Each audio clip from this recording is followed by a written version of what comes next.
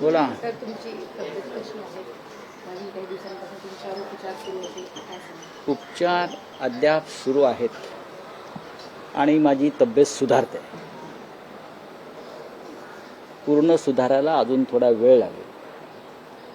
1 महिन्यापेक्षा जास्त काळ मी कैदखान्यात आहे, घरच्या आणि इस्पितळाच्या. माननीय उद्धव ठाकरे यांचं माझ्यावर बारीक लक्ष आहे की कुठे बाहेर पडतो का काय करतो. आताही त्यांची परवानगी नाही, पण तरी आपण सगळे आलात. बऱ्याच दिवसांनी आपण भेटतो आहोत. थोडं तब्येतीमध्ये सुधारणा होते आहे. यापुढे ते अजून होईल. उपचार फार कठोर असतात, आजारापेक्षा उपचार भयंकर असतात, पण ते चालू आहेत. आणि मला पूर्ण खात्री आहे, मी जे म्हणालोय की डिसेंबर नंतर मी पूर्ण बरा होऊन येईन. बोला, आपल्याला काय? डॉक्टरांना पूर्ण विश्वास आहे. डॉक्टरांची जी टीम आहे आमची, प्रमुख डॉक्टर आहेत मुंबईतले, तर ते उपचार करतायत. आणि रेडिएशनचा जो एक मुख्य भाग आहे तो संपलेला आहे. इतर काही उपचार सुरू आहेत. रिकव्हरी सुरू आहे चांगल्या प्रकारे. पण माझ्यासारखा माणूस स्वस्थ बसू शकत नाही. जर बरा असतो तर नगरपालिका निवडणुकींच्या प्रचारामध्ये मी 100% संपूर्ण महाराष्ट्रात फिरलो असतो. नगरपालिका निवडणुका उद्या आहेत आणि शिंदे गटाच्या गुलाबो गँगने सांगितलेलं आहे की आज 1 तारखेला लक्ष्मी दर्शन होणार आहे. ते आता कुठे कुठे लक्ष्मी दर्शन झालेलं आहे याची माहिती निवडणूक आयोगाने घेतली पाहिजे. राज्याचा निवडणूक आयोग आहे, त्यांनी कुठे कुठे लक्ष्मी दर्शन झालं आहे. कारण राज्याच्या मंत्र्याने जाहीर केलं होतं की लक्ष्मी दर्शन 1 तारखेला सकाळी होणार. त्याच्यामुळे लोक सकाळपासून जागेच आहेत. मला जी माहिती मिळाली, सकाळपासून जागे आहेत. आणि काही ठिकाणी 10,000 15,000 मतामागे असं लक्ष्मी दर्शन सुरू आहे. ही नगरपालिका निवडणूक आणि नगरपंचायत निवडणूक ज्या पद्धतीनं सुरू आहे महाराष्ट्रामध्ये, आतापर्यंत नगरपालिका आणि नगरपंचायत निवडणुकीमध्ये पैशाचा इतका प्रचंड खेळ कधी झाला नव्हता. मुळात नगरपालिका नगरपंचायत निवडणुका या राज्याचे मुख्यमंत्री किंवा सरकार कधी लढवतच नव्हते. ते स्थानिक पातळीवरच लोक लढत राहिले. आता मी पाहिलं की 5-5, 6-6 हेलिकॉप्टर्स नगरपालिका आणि नगरपंचायत निवडणुकांसाठी सत्तेतले 3 पक्ष आहेत, त्यांनी 5-5, 6-6 हेलिकॉप्टर्स, खाजगी विमानं, हे कधी नगरपालिका नगरपंचायत निवडणुकीत झालं नव्हतं. अशा पद्धतीनं एका नगरपालिकेसाठी 15-15, 20-20 कोटी रुपयाचं बजेट आहे. ही 3 पक्षातली स्पर्धा आहे सत्तेतल्या. आतापर्यंत आम्ही निवडणुका लढलो, पण आम्ही ह्या निवडणुका आमच्या स्थानिक कार्यकर्त्यांवर सोडल्या. आताही तशाच सोडलेल्या आहे. तुम्ही पाहिलं असेल की शिवसेनेकडून लोक म्हणतात विरोधक निस्तेज आहेत या निवडणुकीत. नाही, विरोधक निवडणुकीमध्ये आहेत, पण अशा पद्धतीनं निवडणुका आम्ही कधी लढल्या नाहीत. नगरपालिका नगरपंचायत ग्रामपंचायतीला इतके कोट्यवधी रुपये खर्च करून तुम्ही कोणाशी स्पर्धा करताय? या राज्याची निवडणूक संस्कृती जी होती ही पूर्णपणे उद्ध्वस्त झालेली आहे. या राज्याला एक संस्कृती होती, संस्कार होता, तो गेल्या 4 ते 5 वर्षामध्ये देवेंद्र फडणवीस यांच्या नेतृत्वाखालच्या सरकारनं पूर्णपणे उद्ध्वस्त केलेलं आहे. आपापसात त्यांच्या मारामाऱ्या सोडून द्या, पण नगरपालिका निवडणुकीमध्ये किती पैसे खर्च करावे त्याला काही मर्यादाच राहिलेला नाही. याचं कारण 3 पक्षातली स्पर्धा, तू मोठा की मी मोठा. स्पर्धा ही शिंदे शिवसेना विरुद्ध भाजप अशी. बघा, शिंदेची शिवसेना जी आहे ते म्हणतात, मुळात शिंदेची शिवसेना म्हणायला मी तयारच नाही पहिल्यापासून. आणि शिंदे सेनेचा कोथळा हे अमित शहाच काढणार आहे. हे माझं वाक्य तुम्ही लिहून ठेवा. शिंदे सेनेचा कोथळा हे दिल्लीचे शहा काढणार आहेत. त्यांची जी काय परंपरा आहे कामाची, त्याने आमचा कोथळा काढण्याचा प्रयत्न केला, पण आम्ही त्यातून बाहेर पडलो. पण त्यांच्या स्वभावानुसार आणि त्यांच्या कार्यपद्धतीनुसार शिंदे सेनेचा कोथळा हा दिल्लीतूनच काढला जाईल. रवींद्र चव्हाण देखील बोलले की आणि मी हे तुम्हाला आता सांगत नाही, गेले वर्षभर सांगतो, यांचे 35 आमदार फुटणार आहे. ज्या पद्धतीनं त्यांनी शिवसेनेच्या बाबतीमध्ये गुप्त ऑपरेशन तेव्हा केलं आणि आमचे आमदार, तीच पद्धत, त्याच पद्धतीनं आता शिंद्यांचे आमदार फोडण्याचं काम अगदी व्यवस्थित सुरू आहे. रवींद्र चव्हाण हे भारतीय जनता पक्षाचे प्रदेशाध्यक्ष आहेत, करेक्ट, कोकणातलेच आहेत आणि डोंबिवलीचेच आहेत. त्यांची नेमणूक खास त्यासाठीच केलेली आहे डोंबिवलीतून. ज्याला राजकारण कळत आहे त्यांनी ते राजकारण समजून घेतलं पाहिजे. आणि जे आजच सामनाचा अग्रलेख आहे, जे रवींद्र चव्हाणांचं वक्तव्य आहे 2 तारखेनंतर, आणि तुम्हाला आठवत असेल मीही वारंवार तेच सांगत होतो, डिसेंबर नंतर बघा काय होतं. यांचा कोथळा, यांना वाटत असेल की दिल्लीचे 2 महान नेते आमच्या पाठीशी आहेत, ते कोणाच्याही पाठीशी नसतात. हिंदुहृदय सम्राट बाळासाहेब ठाकरे यांनी अमित शहा आणि नरेंद्र मोदी यांना बरं का नियमबाह्य मदत केली, कायद्याच्या बाबतीमध्ये, इतर बाबतीमध्ये, तरी त्यांनी माननीय हिंदुहृदय सम्राटांच्या शिवसेनेच्या पाठीत खंजीर खुपसायला मागे पाहिले नाही. तिथे शिंदे कोण? शिंदे तर त्यांनीच पाळलेलं. पण तुमचं म्हणणं की महापालिका निवडणुकीआधी हा पक्ष कुठे? बघ, हा पक्ष त्यांचा फुटलेलाच आहे. पक्ष फुटलेलाच आहे, हा त्यांचा पक्ष नाहीच आहे. तो अमित शहाने निर्माण केलेला एक गट आहे. हा अमित शहाचा पक्ष, हा शिंदेचा पक्ष नाही. माझी शिवसेना खरी आहे का? हास्यास्पद नाही का हो? कसली यांची शिवसेना? याने कधी शिवसेनेला जन्म दिला? याने काय शिवसेनेसाठी खस्ता खाल्ल्यात? हे कधी तुरुंगात गेले सेनेसाठी? बाळासाहेब याने कोणती आंदोलनं केली? माननीय उद्धव ठाकरे यांच्या नेतृत्वाखालची शिवसेना महाराष्ट्रामध्ये आजही मजबूतीने उभी आहे. पैशाच्या ताकदीवर निवडणुका जिंकणं म्हणजे लोकशाही नाही. त्याला आम्ही लोकशाही किंवा राज्य करण्याची पद्धत मानत नाही. एक मंत्री म्हणतो आमच्याकडे नगरविकास खातं आणि भरपूर पैसा, याचा अर्थ निवडणूक आयोगाला कळत नाही, फडणवीसांना कळत नाही.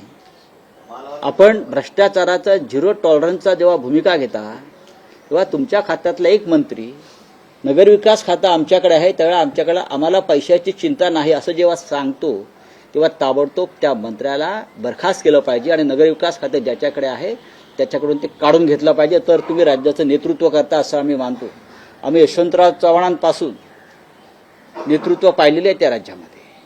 संस्कारी, संयमी आणि सुसंस्कृत नेतृत्व काय असतं, माननीय शरद पवार साहेबांपर्यंत, मनोहर जोशींपर्यंत, देवेंद्र फडणवीस यांच्याकडनं अपेक्षा होती, पण ते त्याला अपयश त्यांचं आलेलं आहे. फडणवीसांनी शिंदेला सांगितलं होतं जेव्हा मंत्र्यांनी बहिष्कार टाकलेला होता कॅबिनेटवर, तेव्हा फडणवीसांनी आश्वासन दिलेलं होतं की तुमचे कार्यकर्ते आम्ही फोडणार नाही आणि आम्ही तुमचे फोडणार नाही. मात्र लगेचच दुसऱ्या दिवसापासून शिंदे गटाचे बघा, फडणवीस यांचं राजकारण जर शिंद्यांना कळत नसेल तर त्यांनी राजकारणात राहू नये. नुसतं पैशावर राजकारण चालत नाही, पैशांवर माणसं विकत घेता येतात. मला आश्चर्य वाटतं राज्यातल्या जनतेचं. या राज्याची जनता 10,000 15,000मध्ये आपल्या मुलाबाळांचं भविष्य विकत आहे. बेरोजगारी तशीच आहे, लोकांना रोजगार नाही, गरिबी तशीच आहे, कायदा सुव्यवस्था पूर्ण ढासळलेली आहे, महिलांची सुरक्षा धोक्यात आहे. रोज मुंबईत, महाराष्ट्रात रोज महिलांच्या अत्याचारावर घटना घडतात. त्याच्यावर कुणी बोलत नाही. त्याच्यावर तो उतारा जर 10 आणि 15,000 रुपये मताला असेल तर ह्या राज्याच्या जनतेनं स्वतःला अशा प्रकारे विकल्यामुळे ते आपल्या पुढल्या पिढीचं भविष्य धोक्यात आणत आहेत. 10 आणि 15,000 या जनतेची किंमत आहे का? पण लुटलेला पैसा, भ्रष्टाचाराचा पैसा अशा माध्यमातून निवडणुकीमध्ये येतोय आणि आमची जनता खुश आहे. 10,000, नगरपालिकेला 10,000, विधानसभेला 25,000, लोकसभेला त्याहून जास्त. ही या जनतेची कमाई आहे राज्याच्या, बाकी नोकऱ्या धंदे काही नाही. कणकवलीमध्ये राणे बंधू एकमेकांच्या विरोधात उभे राहिलेले पाहायला मिळत आहेत. एकमेकांचे नेते दोन्ही राणे बंधूंना बळ देताना पाहायला मिळतात. कारण एकनाथ शिंदे सुद्धा नारायण राणे यांच्या घरी गेले. निलेश राणेंना म्हणाले की पूर्ण तुझ्या पाठीशी उभा. मग नारायण राणे भाजपचे खासदार आहेत. एकनाथ शिंदे राणांच्या घरी गेले. नारायण राणे भारतीय जनता पक्षाचे खासदार आहेत आणि भारतीय जनता पक्षानं आमदार निलेश राणे यांच्यावर गुन्हा दाखल केला. मी निलेश राणे यांचं अभिनंदन करीन की त्यांनी कशा प्रकारे पैशाचं वाटप होत आहे कोकणात हे दाखवण्याचा प्रयत्न केला. त्यांचे आमचे मतभेद असतील पण शेवटी निवडणुकीमध्ये पैशाचं वाटप कशा प्रकारे होत आहे हे दाखवण्याचा प्रयत्न केला. याचा अर्थ शिंदे गटाचे लोक पैसे खर्च वाटत नाहीत का? जास्त वाटत आहेत. पण कोकणामधल्या एका भागामध्ये आमदार राणे, निलेश राणे यांनी कसे पैसे येतात, कसं पैशाचं वाटप होतं यावरती प्रकाश पाडला असेल तर निवडणूक आयोगानं त्यांची दखल घेण्याऐवजी त्यांच्यावर गुन्हा दाखल करणं हे काय मला योग्य वाटत नाही. ज्या प्रकारे निवडणुका, काही नगरपालिका, नगरपंचायत निवडणुका या पुढे ढकलल्या आहेत, ऐन वेळी या पुढे ढकलल्या आहेत. देवेंद्र फडणवीस व्यवस्था आहे. देवेंद्र फडणवीस असं म्हणाले की कायदेशीररित्या असं पुढे जाणं हे चुकीचं आहे. ही तसं जरी असलं तरी पुढल्या निवडणुकांमध्ये भरपूर वेळ मिळावा त्यासाठी ही निवडणूक आयोगाशी संगनमत करून केलेली राजकीय व्यवस्था आहे. एकनाथ शिंदे म्हणतात की मुंबई आणि ठाण्यामध्ये आमचाच पक्ष मोठा भाऊ ठरणार. बघा असं आहे की ते न्यूयॉर्कला सुद्धा जिंकू शकतात. ते त्यांच्याकडे जे कोट्यवधी रुपये आहेत ते डॉलरमध्ये कन्वर्ट करतील आणि तिथे वाटायला जातील, 4 लोक पाठवतील. ते जर्मनीमध्ये जिंकू शकतात, ते कुठेही जिंकू शकतात. त्यांना असं वाटतं मी माझ्या हातामध्ये प्रचंड पैसा असल्यामुळे लुटीचा मी जग माझ्या मुठीत आहे. तसं नाही आहे. तसं राजकारण हे वाळूसारखं असतं मुठीतल्या, ते कधी सटकू शकतं. जेव्हा कोण बोलत नव्हतं तेव्हा तुम्ही बोलत होता की मनसे आणि शिवसेना एकत्र येतील. जवळपास अनेक बैठका देखील झाल्या आहेत, युती देखील आता काही दिवसांनी जाहीर. एक महिना तुम्ही विश्रांती घेतली, बैठकामध्ये राज ठाकरे आणि उद्धव ठाकरे हो, झाली ना बैठक. कुठपर्यंत होईल? बघा मी तुम्हाला अगदी पहिल्या दिवसापासून सांगतो, शिवसेना माननीय बाळासाहेब ठाकरेंची म्हणजे उद्धव ठाकरे यांच्या नेतृत्वाखालची खरी शिवसेना आणि महाराष्ट्र नवनिर्माण सेना राज ठाकरे यांच्या नेतृत्वाखालची, या दोघांमध्ये सकारात्मक चर्चा सुरू आहे. बैठका सुरू आहे जागा वाटपावर आणि योग्य दिशेनं ही चर्चा सुरू आहे. माननीय उद्धव ठाकरे आणि माननीय राज ठाकरे यांच्यामध्ये उत्तम संवाद सुरू आहे. एकमेकांना भेटतात. आत्ताही 4 दिवसापूर्वी त्यांची दोघांची भेट झाली. मला त्याच्याविषयी माझी चर्चाही झाली. त्यामध्ये राज ठाकरे यांनी महानगरपालिकेसंदर्भात एक प्रेझेंटेशन जे तयार केलं होतं ते त्यांना दाखवलं आणि ते उत्तम प्रेझेंटेशन आहे असं उद्धव ठाकरेंनी मला सांगितलं की राज यांनी एक चांगलं प्रेझेंटेशन मला दाखवलं निवडणुकांसंदर्भात किंवा इतर काही. त्याच्यामुळे कोणाला चिंता करण्याचं कारण नाही आहे. हे जे काय म्हणतात तुमचे शिंदे मिंदे वगैरे, बरं का, त्यांना सांगा की संयुक्त महाराष्ट्राचा लढा झाला मुंबईसाठी, तेव्हाही काँग्रेसवाले तेव्हाचे सत्ताधाऱ्यांनी प्रचंड पैसा टाकला, पण मराठी माणूस एकजुटीनं उभा राहिला आणि मुंबई महाराष्ट्रात राहिली. ही मुंबई महाराष्ट्रापासून तोडण्याचं कारस्थान तुमचे दिल्लीचे बापजादे करतायत. मिस्टर शिंदे, अमित शाह, नरेंद्र मोदी, गौतम अडाणी हे त्रिकूट महाराष्ट्रापासून मुंबईला तोडण्याचा जो प्रयत्न करतोय तो उद्धव ठाकरे आणि राज ठाकरे यांची एकजूट हाणून पाडल्याशिवाय राहणार नाही.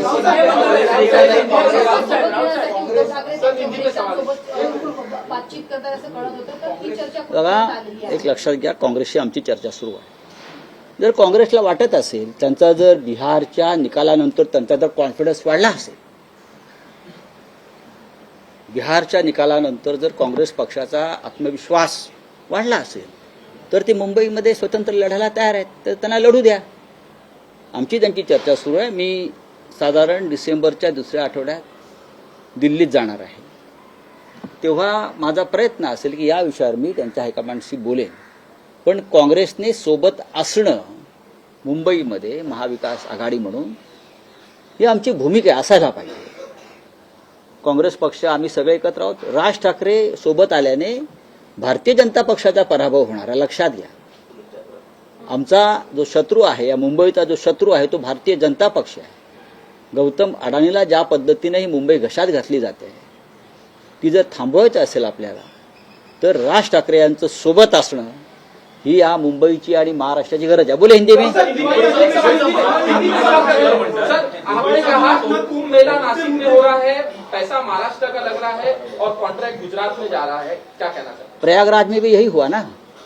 आप प्रयागराज में जाइए और देखिए, प्रयागराज में जितने भी काम इंफ्रास्ट्रक्चर के हो गए वो सब कॉन्ट्रैक्टर्स गुजरात के थे.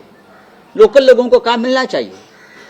नासिक में कुंभ मेला हो रहा है, नासिक में पूरे गुजरात के ठेकेदारों का डेरा वहां बैठा है। अगर नासिक में काम हो रहा है तो महाराष्ट्र के जो काम करने वाले ठेकेदार है, लोग हैं, उनको काम मिलना चाहिए लोकल लोगों को। आप ये साधु ग्राम के लिए 2000 झाड़ तोड़ रहे हैं, हाँ पेड़ तोड़ रहे हैं, सर पार्लियामेंट से रास्ता चौड़ा करने के लिए लोगों के घर तोड़ रहे हैं। ये कुंभ मेला में किसने कहा? हाँ, लोगों को आप बेघर बेरोजगार कर रहे हो। ये सिंहस्थ कुंभ मेले का काम है क्या? 25,000 करोड़ का बजट पूरा गुजरात में जा रहा है। गिरीश महाजन को पूछिए, मैं झूठ बोल रहा हूं तो उनको पूरे लिस्ट देता हूं ठेकेदारों की। बोलिए। सर पार्लियामेंट सेशन शुरू हो रहा है, जो SIR है उसको लेके SIR पर हम चर्चा मांग रहे हैं। पूरे अपोजिशन ने आज जो नोटिस दिया है, मैं मुंबई से बोल रहा हूं, मैं दिल्ली नहीं पहुंच पा रहा हूं, मैं जाऊंगा दिल्ली में, लेकिन SIR पे चर्चा होनी चाहिए, इलेक्शन रिफॉर्म के ऊपर चर्चा होनी चाहिए, पहलगांव के ऊपर चर्चा होनी चाहिए, दिल्ली ब्लास्ट के ऊपर चर्चा होनी चाहिए। ये सरकार की जिम्मेदारी है कि ये जो प्रमुख प्रश्न है इस देश में उसके ऊपर चर्चा, लेकिन सरकार भाग रही है, सरकार डर रही है। बिहार में इतनी जीत होने के बावजूद भी सरकार अपोजिशन से डर रहा है और चर्चा से भाग रहे। सरकार ये संसद नहीं चलने देगी, इस बार ये सत्र नहीं चलने देगी। सर आपकी तबीयत को लेकर सवाल करना चाहूंगा कि आपकी तबीयत सही नहीं है, फिर भी आप आके प्रेस कॉन्फ्रेंस ले रहे हैं। उद्धव ठाकरे का नाम लिया आपने, आप भावुक हो गए, आपके भाई भी भावुक हो रहे। सर जब जेल गए थे, जब भी आप इसी तरह आए थे और बात, देखिए मेरी जो बीमारी है जेल से शुरू हो गई। आपको बताना चाहता हूं, जब मैं जेल में था तब से ये मेरी बीमारी शुरू हो गई है, लेकिन मैंने थोड़ा निगलेक्ट किया, लेकिन वहां से शुरू हो गई है। लेकिन सरकार को अच्छा लगता है अपोजिशन को जेल में डालो, खत्म करो, लेकिन हम खत्म नहीं होंगे, हम लड़ेंगे पूरे देश के साथ। देश के बड़े बड़े नेता हमारे साथियों से मेरा संपर्क है दर दिन, सबकी शुभकामनाएं है। मैं जल्दी ठीक हो जाऊंगा और मैदान में उतरूंगा। चांगली गोष्ट आहे, ही व्यक्तिगत नाती असतात। धन्यवाद। ठाकरेंची तोफ शांत बसलेली होती, 1 महिन्याची दिनचर्या कसली होती? मी बोललो ना, मी कैद खाण्यातच आहे, वैद्यकीय कैद खाण्यात आहे, मेडिकल जेल। फडणवीसांनी तुम्हाला परत एकदा शुभेच्छा दिली की राऊत परत एकदा माध्यमांसमोर येतात? नाही बघा, देवेंद्र फडणवीस हे कधी काळी आमचे जवळचे मित्र होते आणि आम्ही नाती जपतो, आम्ही एकत्र काम केलेलं आहे। आजारपणात त्यांनी मला स्वतः फोन करून चौकशी केली आणि सर्व प्रकारच्या मदतीची त्यांनी पेशकश केली। मोदी आणि शिंदेची पण तुम्हाला केली ना। बघा, ही राजकारण वेगळं आहे, व्यक्तिगत नाती वेगळी असतात। केंद्रातल्या जवळजवळ सर्वच मंत्र्यांनी दूरध्वनी करून माझी चौकशी, उपराष्ट्रपती असतील, सगळ्यांनी माझ्याशी ही एक नाती असतात, ती टिकवली पाहिजेत। राजकारणामध्ये किती शत्रुत्व असलं तरी ते व्यक्तिगत स्तरावर शत्रुत्व येता कामा नये। देवेंद्रजींनी माझी चौकशी केली, किंवा जर त्यांना कोणी भेटलं तर ते माझी चौकशी करतात। नरेंद्र मोदीजींनी चौकशी केली, वारंवार ते करत असतात। आजही सकाळी त्यांनी कोणाकडे तरी चौकशी केली असं मला कळलं, मला फोन आला होता। पण या गोष्टी होत असतात।